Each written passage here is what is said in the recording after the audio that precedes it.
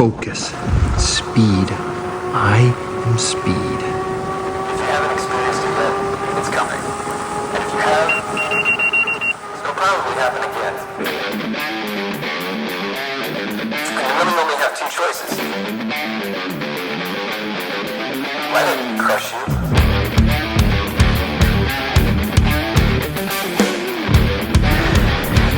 Yummy!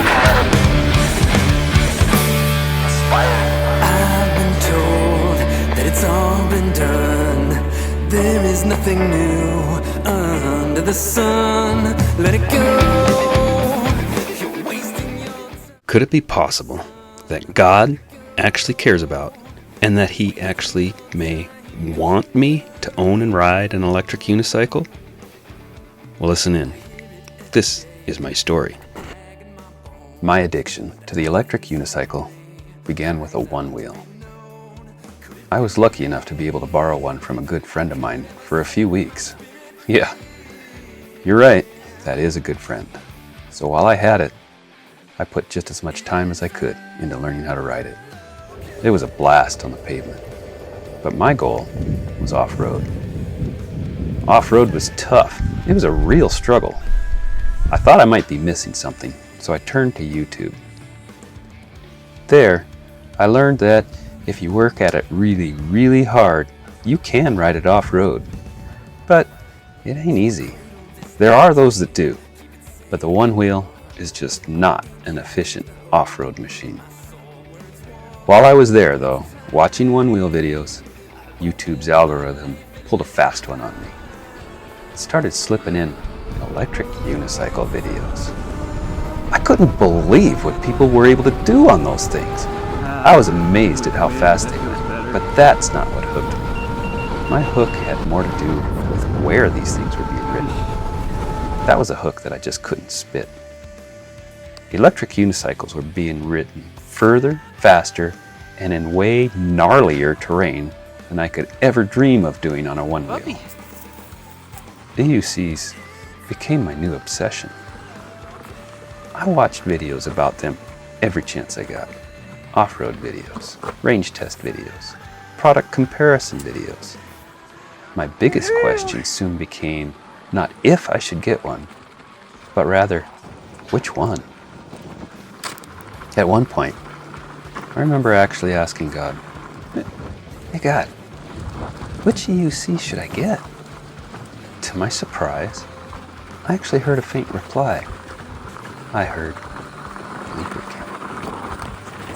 At that point, I didn't even know what or who lubricant was, except that the name sounded familiar. I knew I had come across it before, and I was pretty sure that they were an EUC manufacturer. Of course, it didn't take long to discover that lubricant has a fantastic reputation for making some of the best EUCs available, including its then current flagship, the Mighty Lynx. It was really, really cool to hear that from God. But now what? Even if it was true that God was in favor of my acquiring an electric unicycle, I didn't have thousands of dollars set aside to purchase toys, especially a Mighty Lynx, even if I thought it was a mandate from God. So I did what I knew I could. I turned back to YouTube to try and quench my desire for one of these high-tech toys.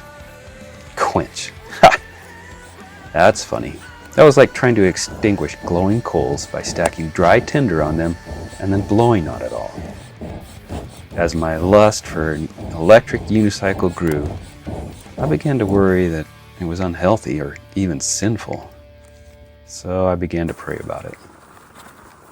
One day, while driving down Amsterdam Road on my way to work, I asked God about it. He said something like, "God, you already know that I really want an EUC. I mean, I know that I've been really lusting after these things. It doesn't seem right. Have I gone too far? It seems to me that this could be sin. Yet I feel like maybe this desire is from you? Is it possible that you actually want me to have and use one?" At this point, I really expected to be struck by lightning. chastised, or at the very least, convicted of an unhealthy, sinful obsession. What happened next shocked me.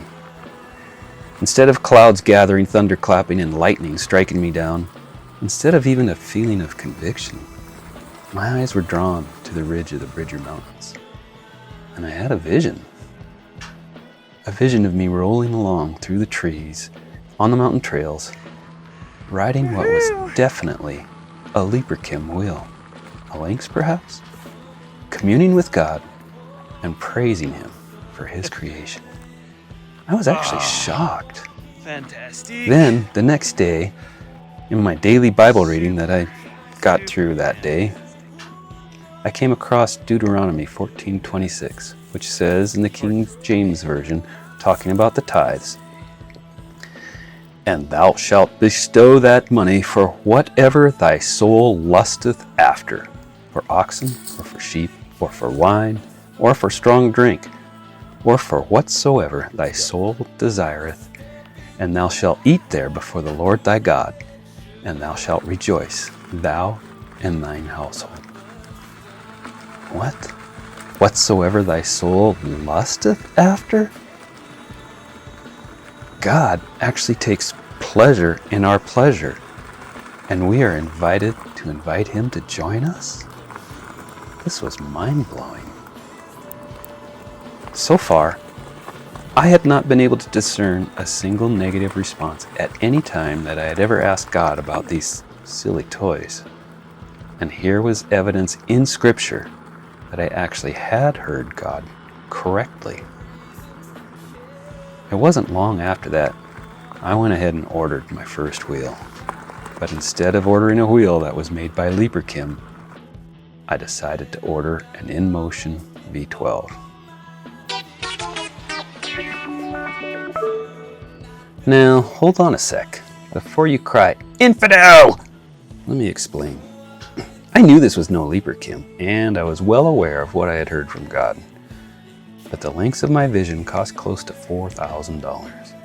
Not only that, but from all of my research I had learned that a lynx is not exactly a beginner-friendly wheel. It is quite heavy. The wheel is of a larger diameter. It is powerful, and the pedals are high. All of these qualities make it quite challenging for a beginner to learn to ride. But those same qualities also make it a great off-road machine for someone that knows how to ride. As I was ruminating about all of this, I happened to stumble across a slightly used InMotion V12. It had a whole 35 miles on it and a little road rash. At the time, a new V12 cost close to $2,000, but this one could be had for a mere $1,200. I could almost afford that. And I figured $800 off for 35 miles and some scratches that I was going to put in it anyway. That didn't sound too bad. So I dug into the details and discovered that the V12 was supposed to be a lot easier to learn on than the Lynx, while still being capable enough that you wouldn't get bored of it in just a few short weeks. So after a lot of angst, prayer, and soul searching, I pulled the trigger. Boop. Now it was time to wait for it to arrive. It's amazing just how slow time passes when you've committed, coughed up the dough, and now you're waiting for your dream to show up at your doorstep. While I waited, I tried to be productive. I studied EUC beginner tips videos, and I found some 3D print files for power pads. I fired up my old 3D printer and churned those out over several days. I didn't know it then, but it would be weeks of practicing before I was good enough that the pads would actually help. The day finally arrived, and FedEx showed up with my new wheel. Now it was time to unbox and finally see an actual EUC with my own eyes. Imagine that. The first EUC that I had seen personally was the one that I ordered online. And then I finally got my chance to climb on and actually tried to ride it. Apparently some people take to it right away. I figured that I would be one of those people, given that I'm fairly athletic. I ski, ice skate, and can skateboard. Plus, there was my Onewheel experience. still The first day, after pawing my way along the front of my garage, back and forth and along the side of my truck, I made it a whole 10 feet without support. This was way harder than it looked. The second day, I rode it across the street and down the block. I was starting to get the hang of it, but it was crazy how just spending 20 to 30 minutes trying to ride it would just wear you out. So that's what I decided to do. I decided to try and spend 20 to 30 minutes on it morning and evening, twice a day, getting a little better just about every time I rode it. But it was March here in Montana. While the weather had cooperated with me when the wheel arrived, winter wasn't done yet and the snow and mud returned.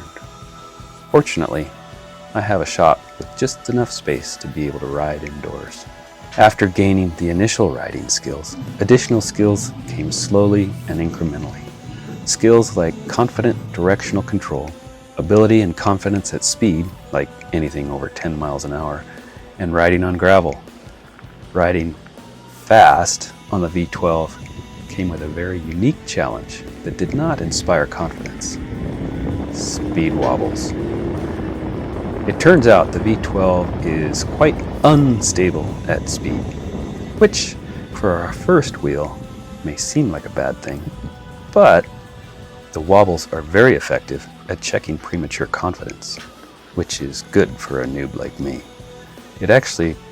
I figured that once I upgraded to a more capable and stable wheel, if and when that wheel threw a speed wobble at me, I wouldn't just freak out, bail off, and die. I'd know what to do to get it back into control. Turned out that's part of what takes so long to learn, developing the new muscles. I don't recall my abs or core ever feeling actually sore from riding, but that was another story for my legs. The V12 has no suspension, so my knees have to stay bent and my quads flexed to absorb all of the bumps. But I do remember feeling exhausted, and my riding ability and confidence is directly impacted by how rested or tired I feel. I rapidly came to the conclusion that riding an EUC is an excellent core workout. The V12 did prove to be a good choice for our first wheel. It is capable, has decent range, and a reasonable top speed. It's not great for off-road though, as the one I ordered came with a street tire. The pedals are too low, so you end up clipping rocks with the pedals and doing face plants if you're on rough terrain. But worst of all, there is no suspension. I don't know how many times I rode that V12 and thought, or even said out loud, I love this wheel, but I cannot wait to upgrade to a suspension wheel. It might have been every time. But that didn't keep me from riding it off-road. That is what I found to be the most challenging and the best workout, and the most fun and rewarding. I mean, off-road, out in the boonies, that's my happy place. And I was definitely experiencing glimpses of my old vision, riding trails through creation with joy while communing with God.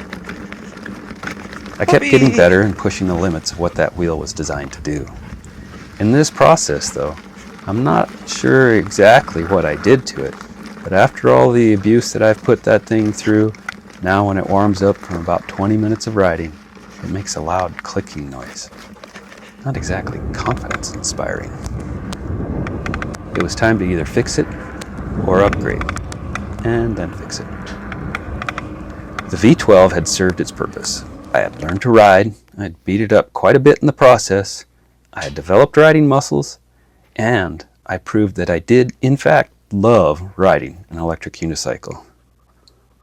But what to upgrade to? Obviously, Leaperkim was now the only manufacturer to look at, and the Lynx was at the top of the list. But while I had been learning to ride the V12, Leaperkim had just introduced a new wheel, the Sherman L. The L is basically the Lynx, but with bigger batteries and a few minor upgrades. This, of course, weighs more, but it gives it greater range. I had learned with the V12 that range is important to me, just because I live in a very rural community. The limited range of my V12 had dictated what I was able to do on the wheel and what I couldn't. I had been able to ride my V12 12 miles to church charge it while I was there, and then ride it home. I thought it would be nice not to need to worry about charging it for the return trip home. Plus, I really wanted the capability of riding into town 18 miles each way for light shopping or errands without charging in between. So the L looked promising. As the first Sherman L's arrived for my favorite influencers, I was glued to their reviews on YouTube. I was hoping that the 14 pounds of additional battery would not severely impact its off-road performance as compared to the mighty Lynx.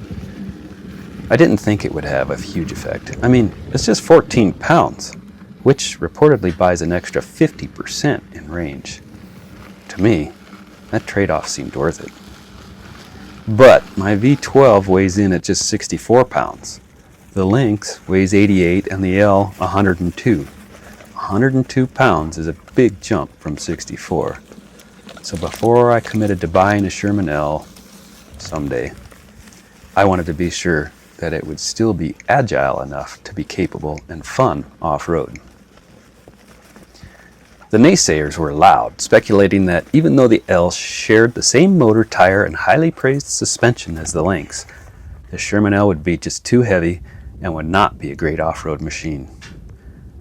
I waited for one of my respected influencers, Marty Bakke, to get a hold of it so I could get his thoughts. His L showed up wearing a new tubeless street tire. Marty tested it on the streets and loved the L and that tire. Interesting and unexpected benefit showed up from the increased weight from the bigger batteries, and that was an increase in stability. The Lynx, unfortunately, is known for feeling not so stable at high speeds and for severe wobbles when braking hard. The increased weight from the extra batteries seemed to help solve those issues. Eventually, Marty brought along Roger EUC, an absolute off-road animal, to do some rigorous testing in the dirt.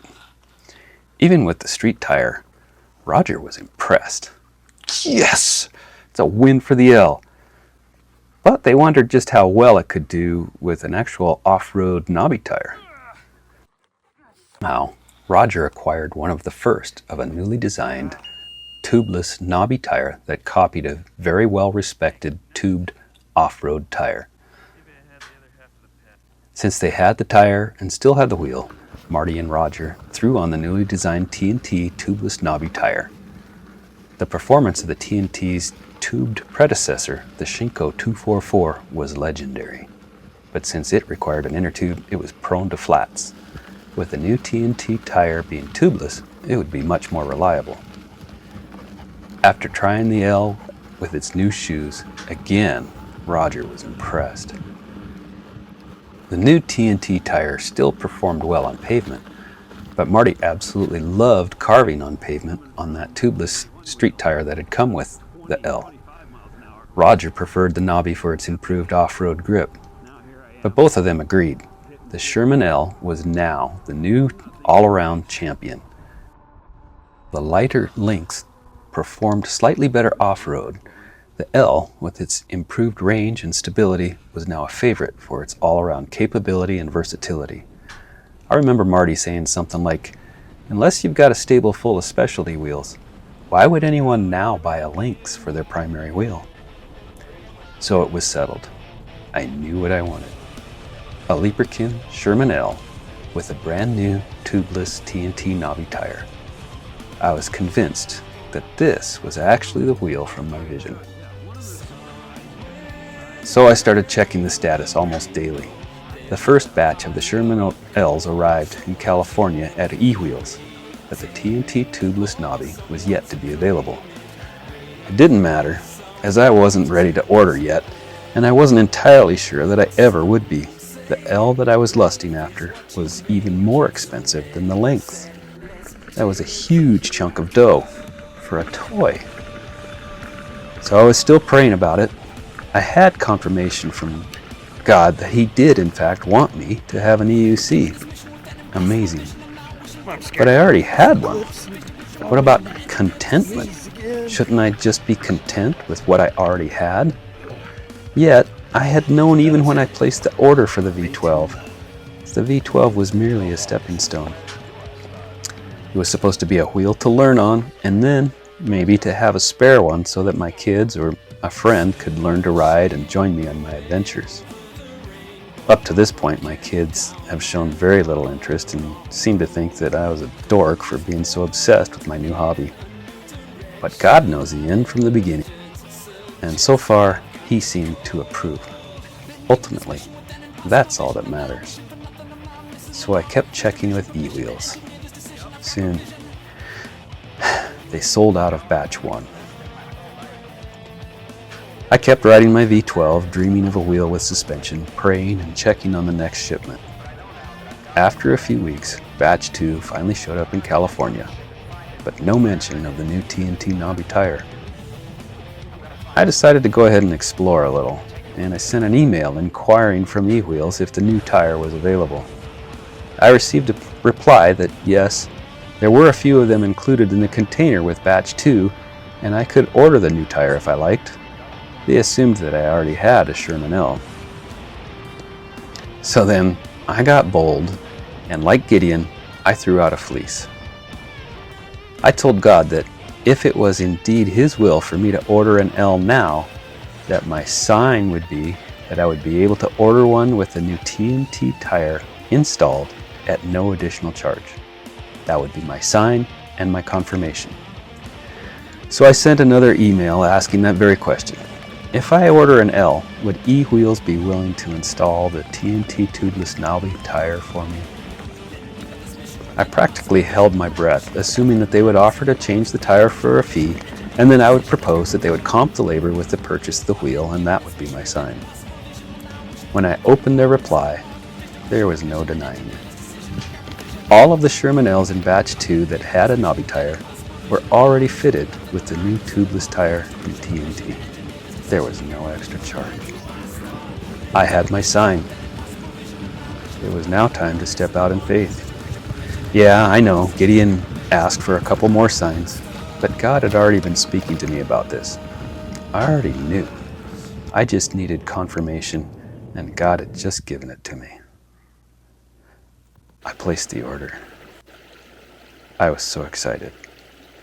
If waiting for the V12 was hard, waiting for the L was even harder. I was so excited, in fact, so stressed, that I actually developed slight chest pain for a few days. Perhaps foolishly, I kept it to myself. I didn't want to admit it, and I justified that if God were indeed behind all of this, it was not going to kill me. Well, it didn't. It went away eventually. So I watched tracking, and of course someone had to be there to sign for it. It was supposed to show up on a Friday, and I was tempted to stay home from work to receive it. But that seemed unreasonable. I was already paying a fortune for this thing, and now I'm supposed to miss out on work just to receive it?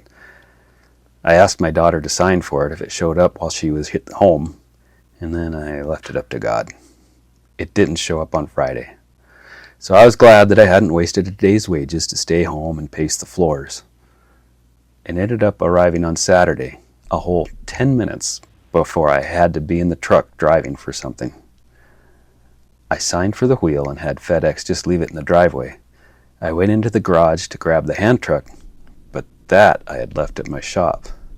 I had no time to run and get the hand truck, so I tried to carry it into the garage in the box.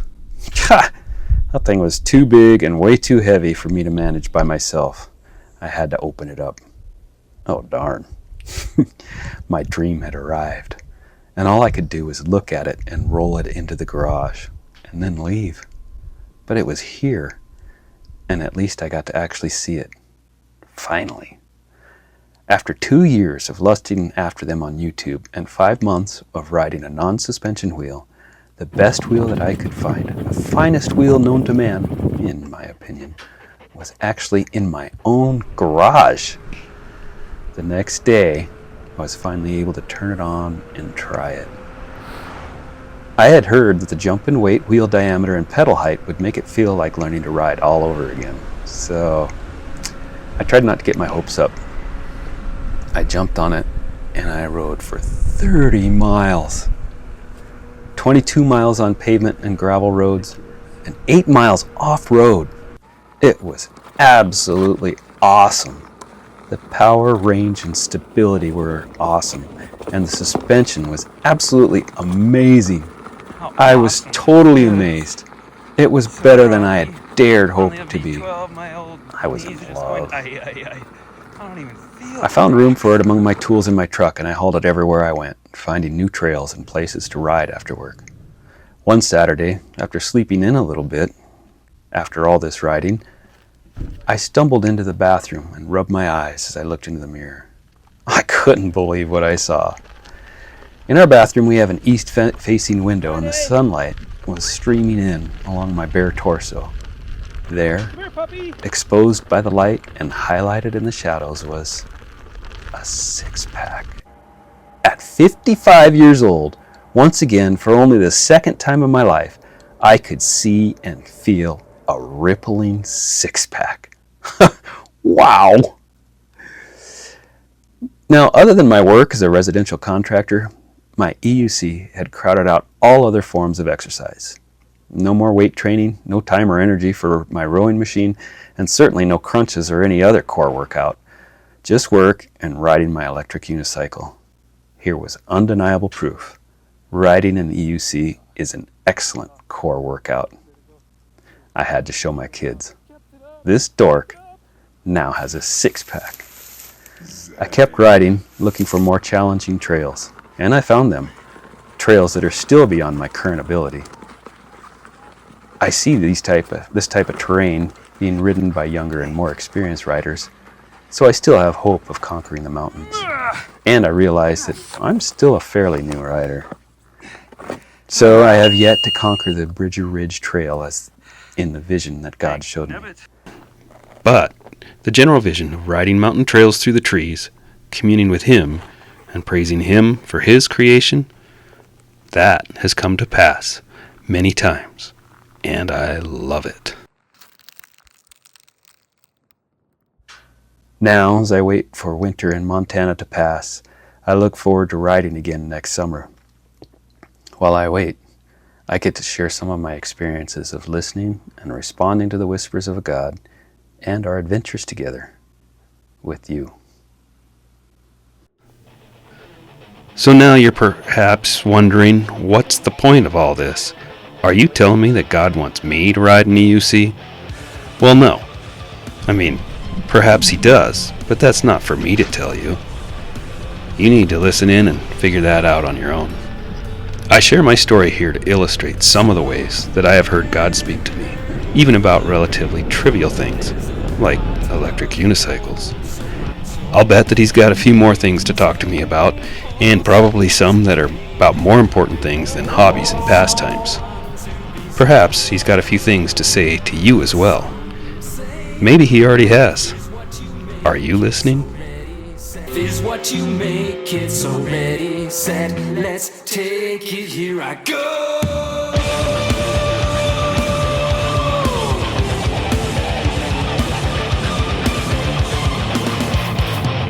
I've been given this mission with an impossible vision. I'm not wishing for nothing, I'm not missing the mark. Face derision, permission to engineer this decision. Speed.